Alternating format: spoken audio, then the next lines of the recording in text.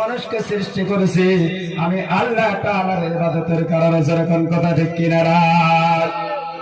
আল্লাহ রাব্বুল আলামিন তার হাবিবকে জানিয়ে দিলেন, নবী গো পৃথিবীর ভিতরে আপনি মানুষদেরকে জানিয়ে দেন, যারা আমার কথা মানলো না, যারা আমার ইবাদত করলো না, আমার কোরআনের আইন মানলো না, কিয়ামতের দিন ওই মানুষগুলো জাহান্নামে যাবে। জোরে জোরে কও নাউযুবিল্লাহ। আল্লাহ হুকুম করেছে যেগুলা ওই কথাগুলো মানলো, আমল করলো আর সবর সহকারে চললো। আল্লাহ পাক রব্বুল আলামিন বলেন, নবী গো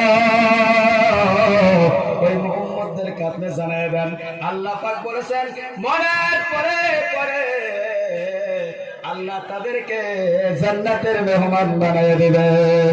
আমার বন্ধুগণ, এই পৃথিবীর ভিতরে আপনি যদি মুসলমান হিসেবে থাকতে চান, আপনি যদি ইমানদার হতে চান,